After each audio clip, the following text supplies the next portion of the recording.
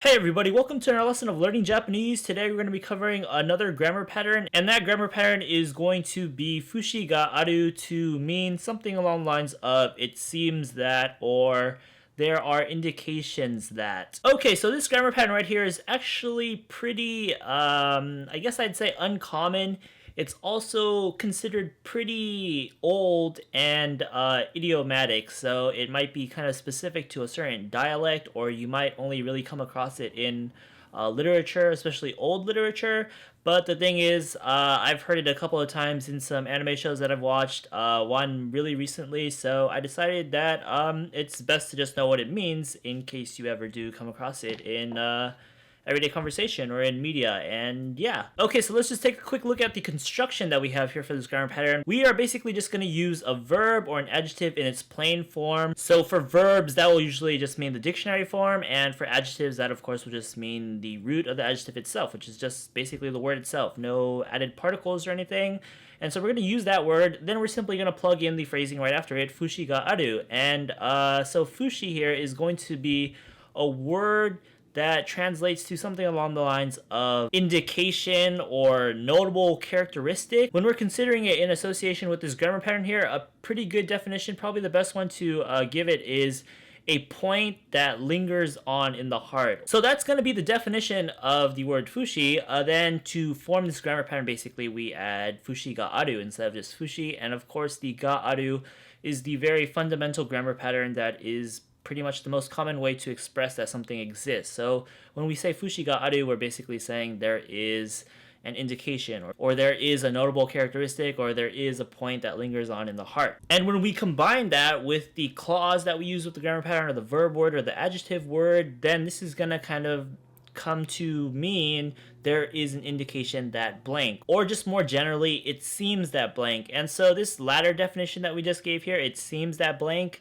as opposed to the more literal translation of there are indications that blank, is kind of the general translation, because like I said at the beginning of this video, this is kind of an idiomatic expression. And so when we see it, the translation of there are indications that blank may seem kind of unnatural. So common translations might just go with the it seems that blank, or something really common to that wording, such as I think that blank. And in line with that kind of generalization, some pretty similar grammar patterns to this grammar pattern are yoda, or mitai, or kiga suru, or kanjirareru.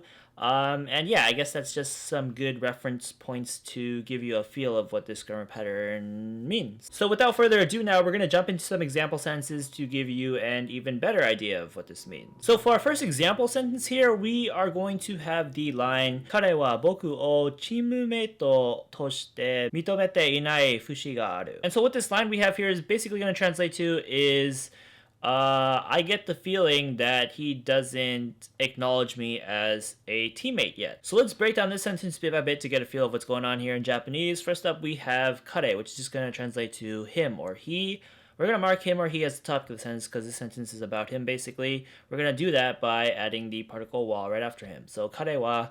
And now we are going to add another noun, and that's going to be boku, which is me or I. Boku is going to be the direct object of the verb action that's about to come that the subject is performing, which the subject is kare. So we're going to mark boku with an O, the direct object marker O. Before we get to the verb action, however, we're going to have this little phrasing of chimumeto toshite, and this is going to be the grammar pattern of the particle toshite, basically, that means as. So as a teammate is what's going on here, basically. And now we move on to the verb action, and we see that the verb that we're using is mitomete, which translates to acknowledge or to accept. It's going to be in its te form, so mitomete. Then we're going to add on the word iru, because te form of verb plus the word iru means basically to have done that verb, has done that verb, but we're going to conjugate iru into its negative nai form, which means the negative form, basically. So has not acknowledged or has not accepted. So far, let's just check up on the sentence once again.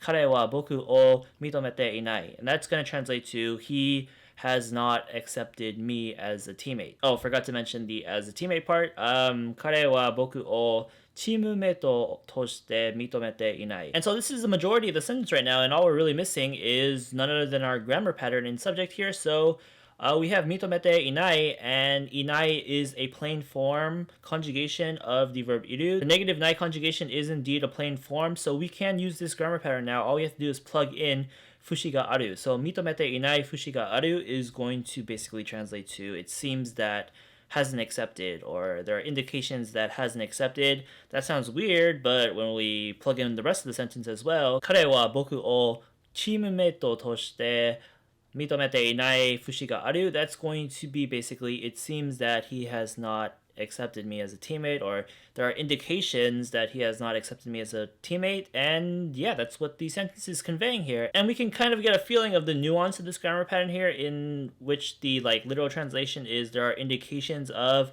or there's some point that lingers on in my heart, or there's just some thing that I just can't get off my mind that indicates this. Well, I guess the implication here from the sentence is this person here is showing signs that he does not accept me as a teammate. So that's kind of the more specific nuance of the grammar pattern. If we had chosen the more general translation of just it seems that he hasn't accepted me as his teammate, it just doesn't quite give you the same kind of specific idea of there are indications of. Okay, we're gonna move on to our next example sentence now, and so we have the line Keisatsu wa tosho jiken o inpei shiyou to shite ita fushi ga aru. So this line right here is going to translate to something along the lines of there are indications that the police initially tried to cover up the incident. So this is a pretty healthy sentence here, rich in grammar and vocab. So let's break it down bit by bit and get a cool idea of what's going on here. First up, again, we are just going to be establishing the topic of the sentence, and that's just going to be keisatsu, which translates to police. We're going to mark them with the particle wa to mark them as the topic. So keisatsu wa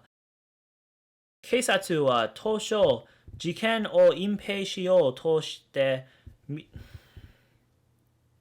to shite ita fushi ga aru. Right after that, we have the word tosho, which is just going to translate to basically at first or initially. Right after that, we have the word jiken, which is going to translate to accident or incident or affair. We're going to mark that as the direct object by placing the direct object marker O right after it. And it is going to be the direct object to the verb inpei, which is going to be a verbal noun. So inpei suru is going to translate to basically to cover up or to hide, or to conceal, or to suppress, or something along those lines. However, the suru in inpei suru is going to be conjugated into shiyou because this is a grammar pattern going on here. The volitional form of a verb plus the phrasing to suru. This is a grammar pattern that translates basically to try to do the verb or to be about to do the verb. We also have in this case a kind of nested conjugation. We changed the suru in this grammar pattern to shiteita to mean was doing. And so the whole wording we have right here is inpei shiyou to shiteita. That's going to translate to was trying to hide or was about to hide. And we're not quite done yet because now we're actually going to plug in the grammar pattern that we're talking about in this video, fushi ga aru, onto this very nested wording here with grammar patterns and conjugations going on all over. So right after the shiteita, we're going to add fushi ga aru, and we can do this because ita is going to be a plain form conjugation of the verb iru. It's the plain past form. And so then this updated phrasing of ours is going to adopt the new meaning of there are indications that they were trying to hide or they were about to hide. So let's just wrap up the whole sentence all together once again. Keisatsu wa tosho jiken o inpei shiyou to shite ita fushi ga aru. There are indications that the police initially tried to cover up the incident. We are now going to move on to our last example sentence, and what we're going to do for our last one is we're going to use an example line from this grammar pattern being used in an anime episode that I saw. So this example sentence right here is going to be taken from the second episode of the anime Maid Dragon. I'm kind of blanking on the full name right now, but Maid Dragon. So for our line, we have toru te ningen no kanjou rikai shite nai fushi ga aru yo ne. And so what this line right here is going to translate to is basically, Toru, it seems to me that you have a tendency not to understand human emotions. So let's break down the Japanese in this line bit by bit just to get a feel of what's going on here. First up, we have the word toru, and this is just going to be the name of the person the speaker is talking to, so she's just saying her name. We have right after that the kind of marker te, and this is kind of a casual way of using the particle wa. It just marks that person as basically this topic of the sentence, or it doesn't even have to be a person really. It can just be a thing that is the topic of the sentence. Right after that, we have a noun of a noun modification going on with the phrasing ningen no kanjo, and this is going to translate to basically human emotions. The first noun that we have right here is ningen, which of course translates to human. We have the particle no to establish this noun of a noun modification. Then we have the second noun, which is kanjo, which is going to translate to basically emotions or feelings. So ningen no kanjo, human emotions, human feelings. Right after this, if this was a formal sentence, we would have the direct object particle o, but since this is a casual dialogue line from an episode of anime, that particle is dropped. And so appearing right after that instead is going to be just the verb action right away. And so the verb that we're using here is going to be rikai suru, which means to understand. It's a verbal noun, so it has that suru after it. The suru is going to be conjugated to its te form, so it turns into shite, and then we're going to add the word iru right after that, because the te form of a verb word plus the word iru pretty much translates to am doing that verb or habitually do that verb, which would mean rikai shite iru would basically translate to am understanding or are understanding. However, we are in turn going to conjugate iru into its negative nai form. So then that would change that to are not understanding or do not understand. Once again, since this is a colloquial line of dialogue from an episode of anime, the inai is just going to be shortened to nai, and that's just a more casual way of doing that. So rikai shite nai. And with that covered, we have covered a majority of the sentence, with the only thing missing is the basically instance of our grammar pattern appearing here. So right after nai, we're just going to plug in fushi ga aru. We can do that because this negative nai form of iru, inai, or just nai, is a plain form conjugation. And to use the fushi ga aru grammar pattern, we need the verb that we're using it with to be in a plain form, and so everything checks out here. And so what does the fushi ga aru grammar pattern mean? It means there are indications that blank, or it seems that blank. And so if we combine that with rikai shite nai, well, rikai shite nai fushi ga aru means there are indications that don't understand, or you don't understand, or it seems that you don't understand, something along those lines. To end the sentence, we have the two particles yo and ne. The yo is just kind of an explanatory nuance, and then the ne is just kind of a soft affirmation thing. So then once again, the whole sentence altogether, torute ningen no kanjo rikai shite nai fushi ga aru yo ne. This is going to translate to basically, toru, it seems to me that you have a tendency not to understand human emotions. And so yeah, that is going to wrap up our coverage of the grammar pattern fushi ga aru, which translates to there are indications that blank, and more generally comes out to something along the lines of it seems that blank, or I think that blank. There are some extra additional information in the description that we didn't cover in this video. Kept it kind of short this time around because this is, again, a kind of uncommon grammar pattern, kind of idiomatic. But of course, things are always useful to know in case you come across it in your own conversations or viewing of things. So yeah, consider this another thing learned. Stay tuned for our next grammar lesson.